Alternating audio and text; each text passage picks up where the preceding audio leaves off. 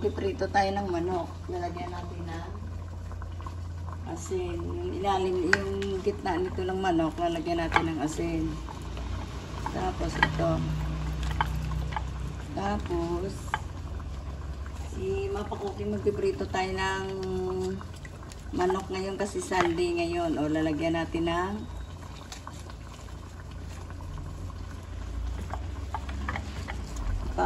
pabango dito.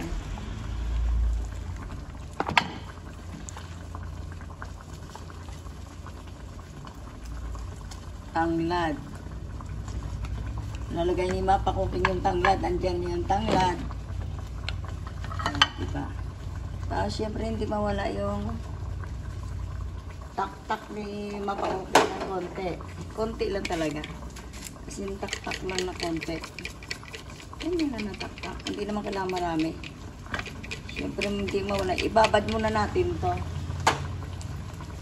Yung tanglad natin nandito na sa loob. Pinasok na ni Mapakuking.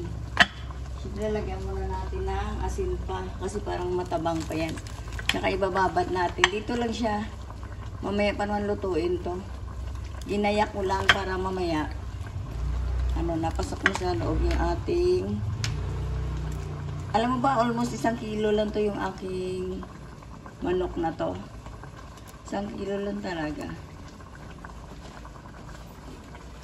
Binili ko pa to sa Blumentritt. Nagpa-deliver ako nito. Gusto ko yung maliliit na manok. Tapos pwede nyo talian ito mamaya. Tatalian ni Mapakuking mamaya. Ito yung ating manok. Maarte si Mapakuking eh. Gusto niya pag nalutok, malinis. Tatalian mamaya ni Mapakuking to yung mga paa nito. Gigisingin mo. Ayan na. Babalikan natin yan maya-maya. Maya-maya kasi nababad na siya. Tatlong manok. Sa loob niya may tanglad na. Mamaya, ipiprito na ni Mapakuking. Ilalagay muna natin sa ref. Para mamaya pa may ipiprito. Tapos nagawa si Mapakuking ng egg sandwich mamaya. Chicken sandwich pala. Ayan. Sabay natin yan mamaya. Pag, gawa ng chicken sandwich. May egg yan. Tara, magluto tayo ng kalderetang manok. Ayan yung ating manok. Ito yung patatas, carrots, at saka yung bell pepper, at saka bawang, sibuyas, at saka yung ating laurel. Siyempre hindi mawala yung rino natin. Okay. Tomato sauce, chunks, at saka ibababad natin yan sa kalamansi, at saka toyo. Ayan. Babad ni Mapakuking dito sa natin sa kalamansi. Konting kalamansi lang. Siyempre may paminta mamaya yan. Pamintang durog. Pagbabad. Tara. Mag-i-slice si Mapakuking at bababad natin yung ating kalderetang manok. Tara, na natin. Bababad na natin. Lagyan natin ng toyo. Tsaka yung ating kalamansi. Ganyan lang. Ibabad lang natin. Mamaya na natin pituloy. Tsaka yung ating paminta. Para pasok na sa loob yung ating. Tsaka natin sangkot siya ito. Ganun lang. Sangkot siya. Para yung langsa. Hindi na. Tsaka ipiprito natin ito. Wala talagang langsa. Ito yung ating ang kalderetang manok. Sunday ngayon kaya masarap. Sabayan natin ng pritong manok yan. Di ba nagprito? Nagpakita si Mapakuking kanina ng pritong manok. Sabayan natin ng pritong buo. Dalawang putahe yan si Mapakuking pagka nagawa ng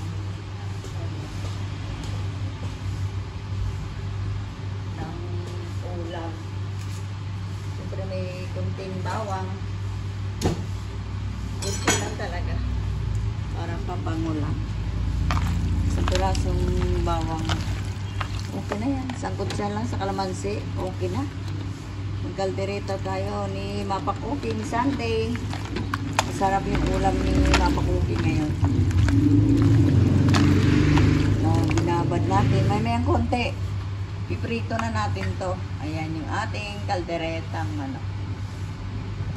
Lagyan na natin ng manok natin. isang kutsyan, nasa kutsyan yung ating manok. Ngayon ilalagay na natin. Iprito natin ng konti yung ating manok para hindi siya nalangsa. May oil na yan.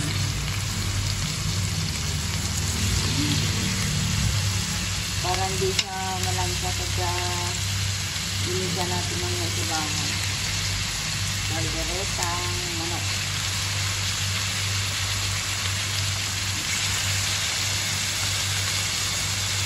Diyan na rin natin na may edita yung ating bawang.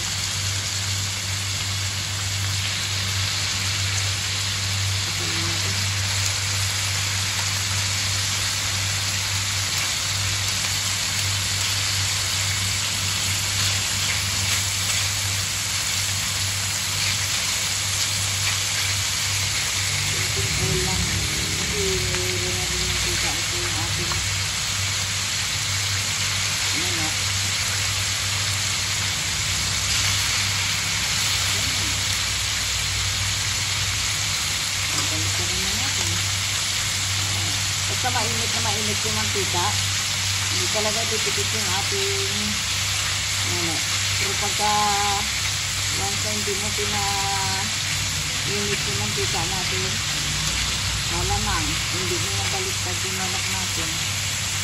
Tapos taglit mo lang siya nilagay.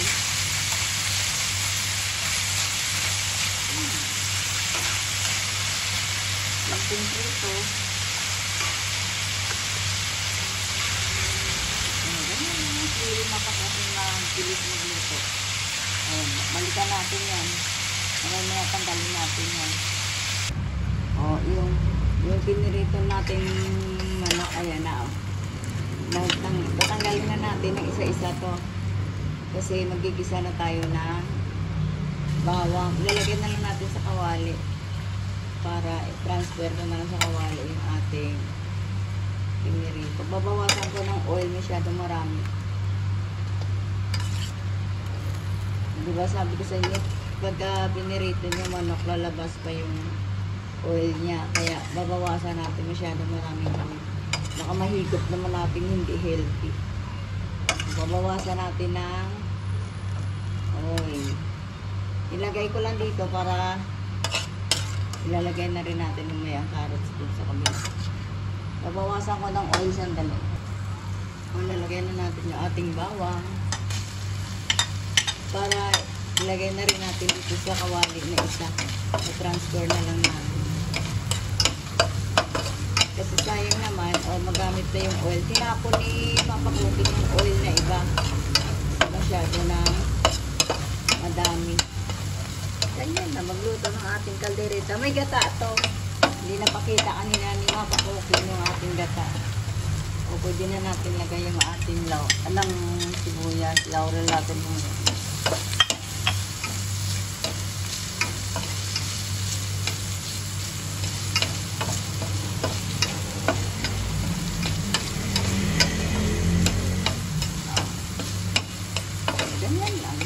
si Papa Cookie. Walang kahirap-hirap. Kakain na, mabilisan na lang yan. Yan yung ating manok niya. I-transfer na lang natin yung sibuyas natin dito. Ngayon maglalagay na tayo ng tomato sauce. Yan, yun na. Diba? Ang ganda-ganda nung kaldereta ni Papa Cookie. Lalagay na natin yung ating laurel. Kunti naman. Hindi kasi ako naglagay ng paminta ulit. Sama-sama na yan. Sinangkot siya na kasi ni Papa Cookie yan. Tomato sauce. Yung tomato sauce ni Papa Cookie. Sama-sama na yan dito. Tapos urino natin. Hindi pa nabuksan ni Papa Cookie. Buksan mo nga dahil yung rino ko.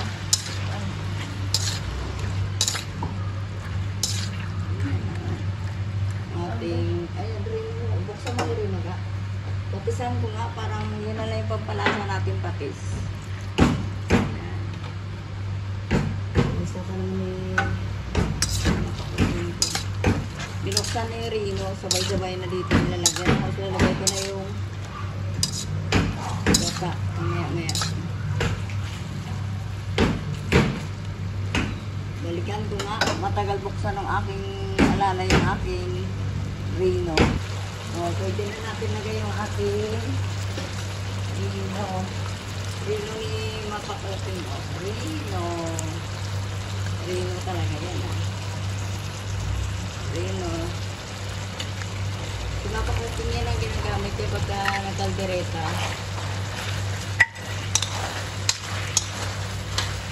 May panandok si Mapakoking. May pangsandok pa na. Ayan, ganyan yan. Siyempre hindi mawala yung ating chunks. Lalagyan ni Mapakoking ng chunks. Ayan yung chunks natin. Chunks.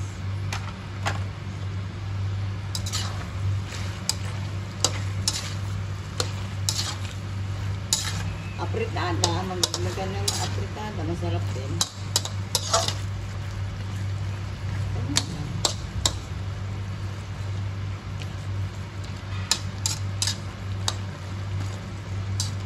Tikman na ni Mapakoking kung masarap na. Okay na. Gata na lang ang kulang.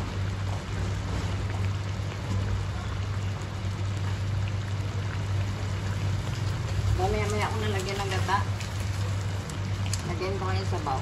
Water pa ng konti. Water. Para mapalambot pa ng konti yung manok. Sa huli na yung gata kasi nakakaumay pag nilagay mo na yung gata. Maumay ka na. Sarap mo ating kaldereta ang manok ni Mapakoking. O sabayan ni Mapakoking yung prito. Pinirito ko kanya.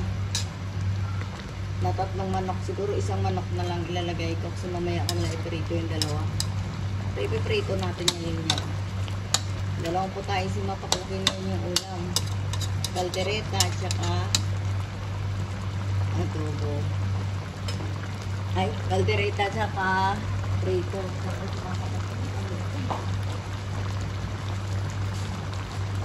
Balikan natin. O, lalagyan na natin lahat yung ating gata. Maraming gata din. Gusto ko pang nagkaldereta, maraming gata. Baliktad naman yan kasi Mapakoking. Gusto yung maraming gata.